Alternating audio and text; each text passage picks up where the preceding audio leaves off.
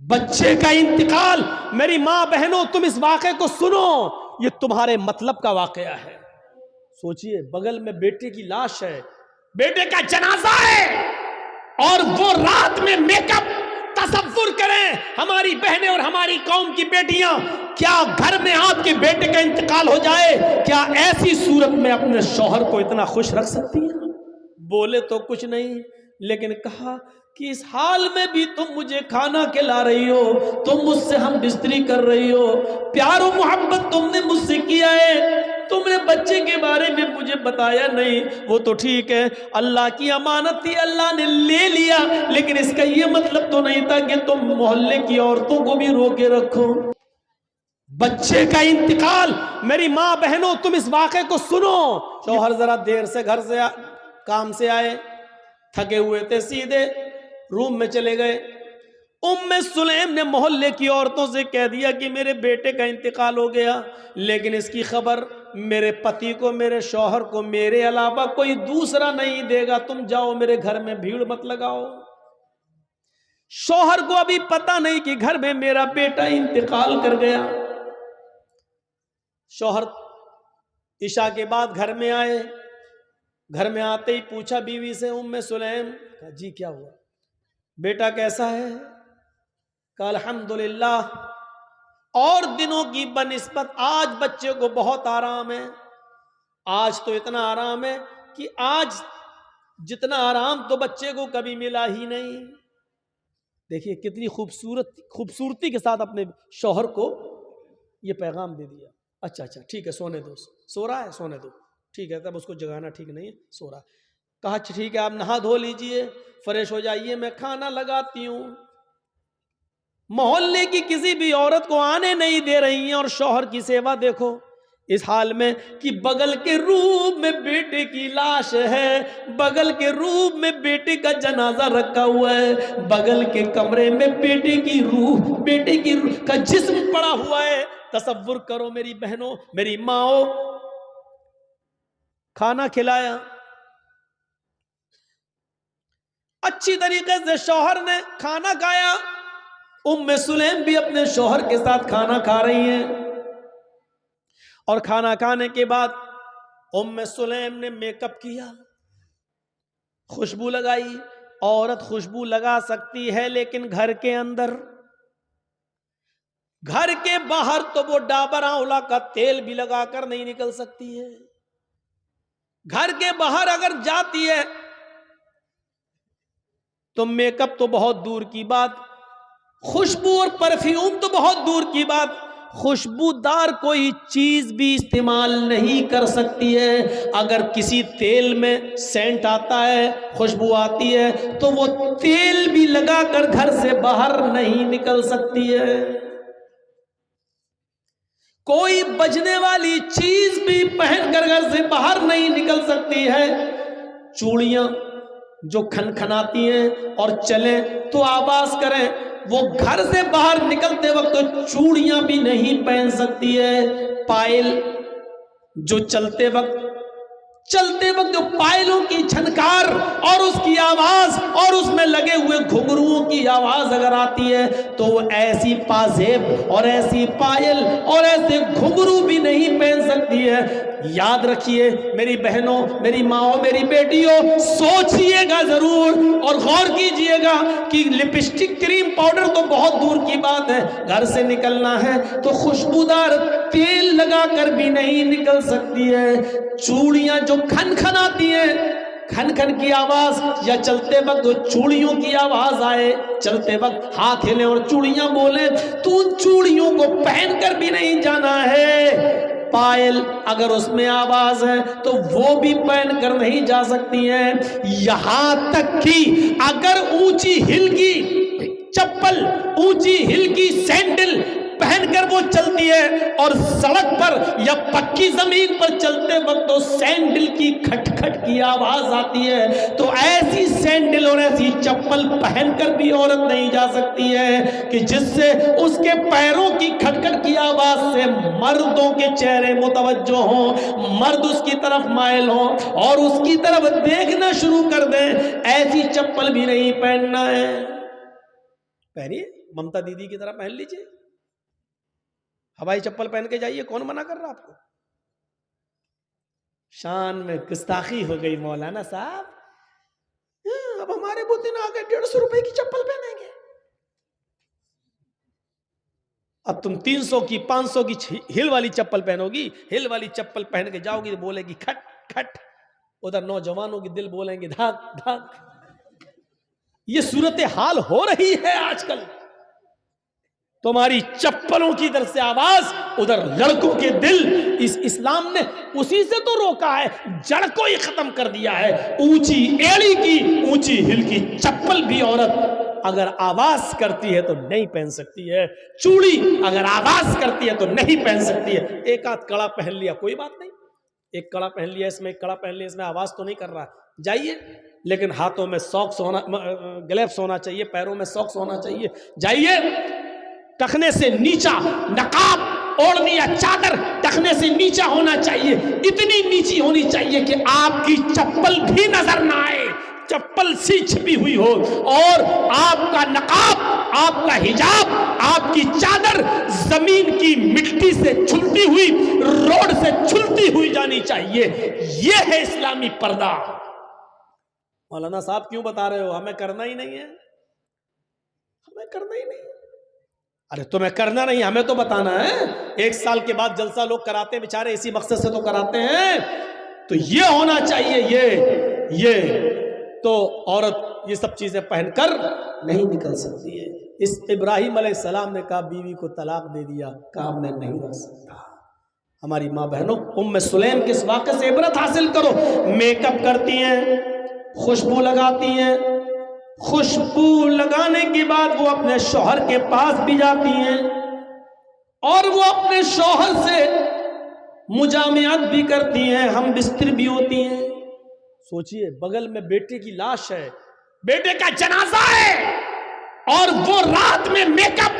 تصور کریں ہماری بہنیں اور ہماری قوم کی بیٹیاں، کیا گھر میں آپ کے بیٹے کا انتقال ہو جائے، کیا ایسی صورت میں اپنے شوہر کو اتنا خوش رکھ سکتی ہیں؟ ہم بستری کے بعد جب دونوں فارغ ہوئے،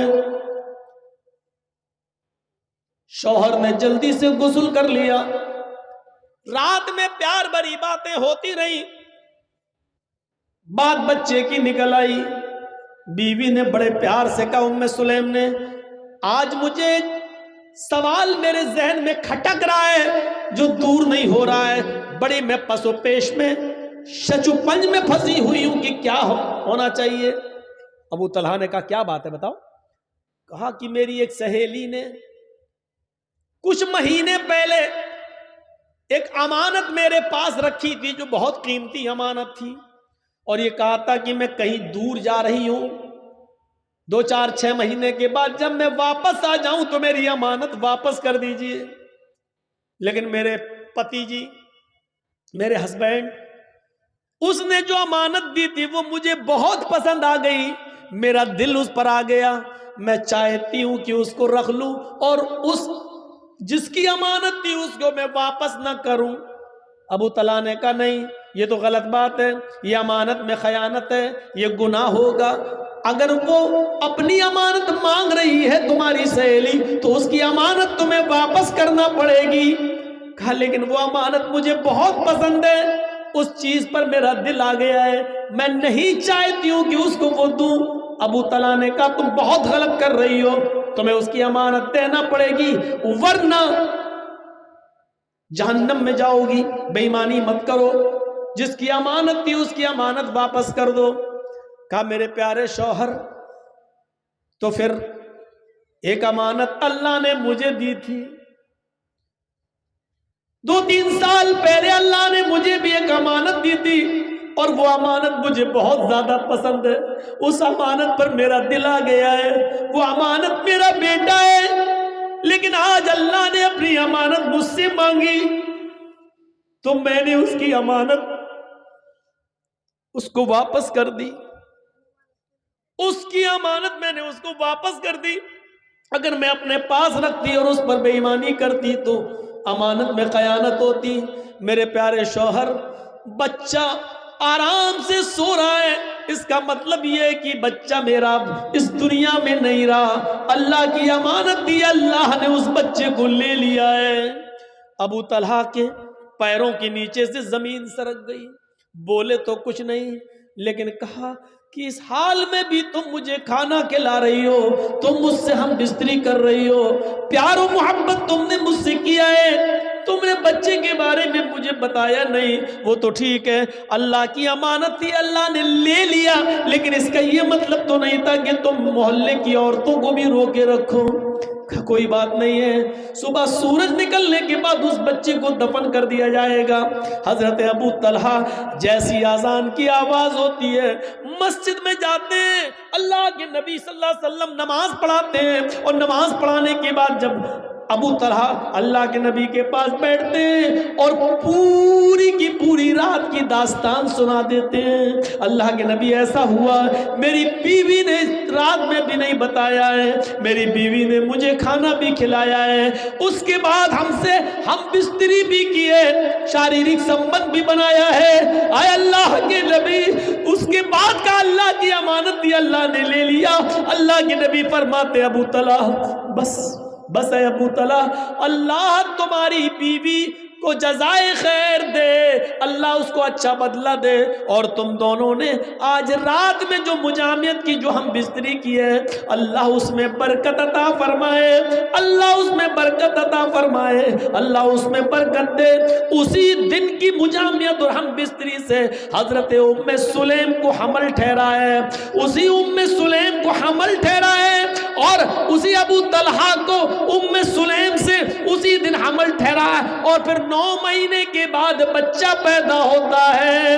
اس بچے کا نام انس رکھا جاتا ہے، اس بچے کا نام انس رکھا جاتا ہے۔ اللہ کے نبی جب یہ بچہ پیدا ہوا تو سب سے پہلے اللہ کے نبی نے کھجور اپنے منہ میں چبایا، اور چبایا ہوا کھجور نکالا اور اپنی انگلی سے نکال کر حضرت انس کے منہ میں ڈالا اور دعا کی، اے اللہ حضرت انس کے مال میں اور اس کی اولاد میں برکت عطا فرما، اس کی اولاد میں برکت عطا فرما، ان کے مال میں اور ان کی اولاد میں برکت عطا فرما۔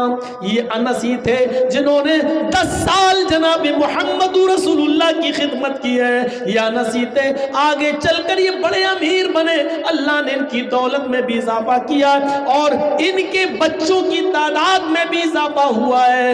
مدینے میں اکثر بچوں کی تعداد انہی کی نظر آتی تھی، سب سے زیادہ بچے انہی کے نظر آتے تھے۔ یہ دعا کا اثر تھا جناب محمد رسول اللہ صلی اللہ علیہ وسلم کی دعا کا۔ کہنا یہ چاہتا ہوں کہ اس واقعے کو دیکھیے کہ پہلے زمانے کی عورتیں بچے کے انتقال کے بعد بھی میک اپ اپنے شوہر کے لیے کر رہی ہیں، بن ٹھن کر اپنے شوہر کے لیے رہ رہی ہیں، اپنے شوہر کو سکون پہنچا رہی ہیں، یہاں تک کہ رات میں شوہر نے جب میک اپ میں اور خوشبو میں اپنی بیوی کو دیکھا تو وہ بھی اپنے آپ کو روک نہ سکے اور انہوں نے ان سے ہم بستری بھی کی، اور اس ہم بستری پر برکت کی دعا جناب محمد رسول اللہ صلی اللہ علیہ وسلم نے کی کہ اللہ اس رات میں تمہیں کوئی برکت عطا فرمائے۔ پھر حضرت انس پیدا ہوتے ہیں، پھر انس کے منہ میں بھی سب سے پہلے لقمہ لعاب دہن جناب محمد رسول اللہ کا جاتا ہے۔ میرے پیارے ساتھیوں، پھر انس کے مال و دولت، مال و اولاد میں برکت کی دعا بھی اللہ کے نبی کرتے ہیں۔ تو یہ اس زمانے میں یہ حال تھا، وَلَا تَوْقَنَّ وَالِدَيْكَ وَإِنْ أَمَرَاكَ أَن تَخْرُجَ مِنْ أَهْلِكَ وَمَالِكَ، اپنے والدین کی نافرمانی مت کرنا، اگرچہ وہ دونوں تمہیں حکم دیں کہ ان کے گھر سے نکل جاؤ، اپنے بیوی بچوں کو چھوڑ دو، مال و دولت کو چھوڑ دو، تب بھی ان کی نافرمانی مت کرنا۔ وَلَا تَوْقَنَّ وَالِدَيْكَ وَإِنْ أَمَرَاكَ أَن تَخْرُجَ مِنْ أَهْلِكَ وَمَالِكَ۔ دوسری چیز اللہ کے نبی نے فرمائی کہ تم اپنے ماں باپ کا کبھی دل نہ دکھانا، ان کی نافرمانی مت کرنا۔ وَلَا تَوْقَنَّ وَالِدَيْكَ وَإِنْ أَمَرَاكَ أَن تَخْرُجَ مِنْ أَهْلِكَ وَمَالِكَ، اگرچہ وہ تمہیں حکم دیں کہ تم اپنے اہل و عیال کو چھوڑ دو اور اپنا مال و دولت یہی چھوڑ کے نکل جاؤ۔ ہم نے جو کمایا، جرجیت صاحب نے جو بھی کمایا اپنی محنت سے کمایا، اور میرے باپ یہ کہے اپنی کمائی یہیں رکھ اور چل نکل ہمارے گھر سے، بھگ۔ اس کے باوجود ہمیں اپنے ماں باپ کی نافرمانی نہیں کرنا ہے. زندگی بھر کا کمایا ہوا مال اپنے باپ کے قدموں پہ ڈال کر اور وہ کہے نکل ہمارے گھر سے تو ہمیں نکلنا پڑے گا. وَإِنْ أَمَرَاكَ أَن تَخْرُجَ مِنْ أَهْلِكَ وَمَالِكَ, اگرچہ وہ تم دونوں کو وہ دونوں تمہیں حکم دیں. وَإِنْ أَمَرَاكَ, اگرچہ وہ دونوں یعنی ماں اور باپ دونوں تمہیں حکم دیں کہ تم نکلو, اپنے اہل و عیال کو چھوڑ دو, اپنی بیوی کو طلاق دو یا اور اپنے مال و دولت کو چھوڑ دو اور جاؤ یہاں سے, تو تمہیں اس کنڈیشن میں بھی اپنے ماں باپ کی نافرمانی نہیں کرنا ہے. حضرت ابراہیم علیہ السلام جب اپنے بیٹے اسماعیل سے ملنے گئے تو کیا کہا تھا؟ اسماعیل علیہ السلام شکار کھیلنے کے لیے گئے ہوئے تھے جنگل میں, بیوی نکل کے آئیں, دیکھا ایک بڈھا کھڑا ہے, کہا السلام علیکم, کہا وعلیکم السلام, کہا اسماعیل کہاں ہیں؟ کہا وہ تو جنگل میں گئے شکار کرنے. کہا اچھا بیٹا یہ بتاؤ کہ گھر میں گزر بسر کیسی چل رہی ہے؟ تو اسماعیل علیہ السلام کی بیوی نے کہا بہت بری کنڈیشن ہے, صبح کھا لو تو شام کو نہیں ملتا, شام کو کھا لو تو صبح نہیں ملتا, بہت برا حال ہے. حضرت ابراہیم علیہ السلام نے کہا ٹھیک ہے بیٹا کوئی بات نہیں, وہ آ جائیں جب تمہارے پتی گھر میں تو ان سے کہنا کہ ایک بوڑھا آدمی آیا تھا, اس نے تم کو سلام کہا ہے. اور دوسری بات اس نے یہ کہی ہے کہ گھر کی چوکھٹ ٹھیک نہیں ہے, گھر کی چوکھٹ بدل دو. چوکھٹ سمجھتے ہیں نا, دروازے پہ جو سامنے لگی ہوتی ہے چوکھٹ, کا گھر کی چوکھٹ بدل دو. اسماعیل کی بیوی کہتی بڈھا سٹیا گیا, گھر کی چوکھٹ تو ٹھیک ہے. وہ کہہ رہا ہے کہ ٹھیک نہیں ہے, ارے ہوا بھی آتی ہے گرمی میں, سردی میں دھوپ بھی آتی ہے, گرمی میں ہوا بھی آتی ہے, اور بڈھا کہہ رہا ہے گھر کی چوکھٹ ٹھیک نہیں ہے. شام کو اسماعیل علیہ السلام جب گھر پہ آئے تو پوچھا, بیوی نے کہا کوئی بڈھا آیا تھا. کہا اچھا, انہوں نے سلام کہا. اسماعیل سمجھ گئے کہ ہاں یہ میرے باپ. اچھا سلام کہا, کہاں, اچھا اور کیا کہا؟ اور کیا وہ بڈھا تھا سٹیا گیا, اس کا دماغ خراب ہو گیا تھا.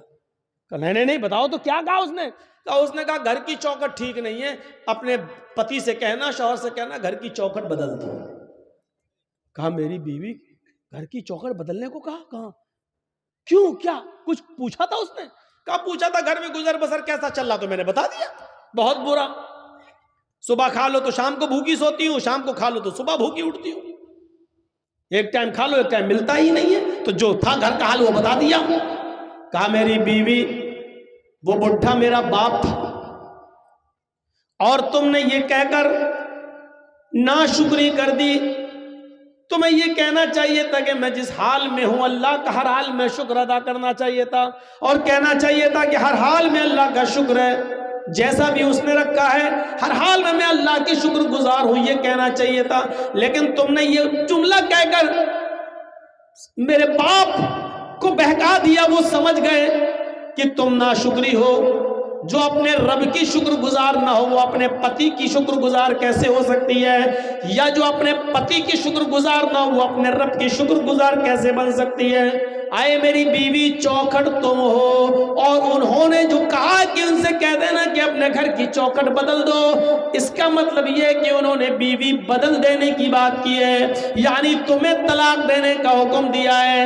لہٰذا اپنے باپ کا حکم مانتے ہوئے میں تمہیں طلاق دیتا ہوں, میں اپنے باپ کی نافرمانی نہیں کر سکتا.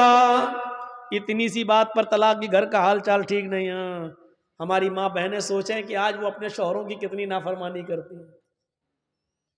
ایک مہینے کی تنخواہ لے کے شوہر گھر پہ آیا, کہا کھا لیا چلے آئے, تو فیئر اینڈ لولی نہیں لائے, پاؤنڈز لانا چاہیے تھا, چلے آئے ایسے ہی کھا لیا. اور شوہر پوری زندگی بیچارہ کما کما کر کھلاتا رہے, ایک دن بیچاری کو ٹائم سے کھانا نہ ملے, یا ایک دن ٹائم سے اس کا میک اپ کا سامان نہ آئے. اچھا پڑوسی کی شادی میں ایسے جاؤں گی, ہم ہی چڑیل لگیں گے. تم نے کیا کیا بتائیے؟ ہماری سہیلی کی شادی ہے اور ہم ایسے جائیں گے؟ جب سے آئی ہوں تمہارے گھر میں پریشان ہوں. اس شوہر کے دل پہ کیا بیتتی ہے, جبکہ شادی میں تمہیں نئے کپڑے پہن کر جانے کی ضرورت تھی ہی نہیں, کیونکہ نئے کپڑے پہننے کا حق شوہر کے سامنے ہے. یہ عورتوں کی پتہ نہیں کون سی عادت ہے, نئے کپڑے اور اچھے کپڑے گھر میں رکھے رہیں گے, گھر میں وہ بھنگن بن کر رہیں گی. کبھی جاؤ گھر میں، صبح سے شام تک نوکری کرو اور آفس سے گھر واپس جاؤ تو دیکھو کچن میں گھسی ہوئی ہے، سلوار گھسی ہوئی ہے، برتن مانج رہی ہے، قریب جاؤ تو پسینے کی بدبو آ رہی ہے، جبکہ اس عورت کو معلوم ہے کہ میرا شوہر آفس سے آنے والا ہے، اس کو پہلے سے بند سنور کر تیار رہنا چاہیے، اچھے کپڑے پہن کر تیار رہنا چاہیے، گھر میں رہے گی بھنگن بن کر اور شادی میں جائے گی ہیما مالنی کی اماں بن کر۔ عجیب دستور ہے، شوہر لا رہا ہے، کمارا شوہر، اور دیکھ رہے پڑوسی، دیکھ رہے گاؤں والے، دیکھ رہے محلے والے۔ یہ عجیب سسٹم ہے، عجیب سسٹم۔ ہماری ماں بہنوں کو اس سسٹم کو بدلنا پڑے گا، اس سسٹم کو بدلنا پڑے گا، سیکھنا پڑے گا حضرت ام سلیم سے۔ حضرت ابو طلحہ کا بیٹا، اے بیٹا کیا ہو گیا؟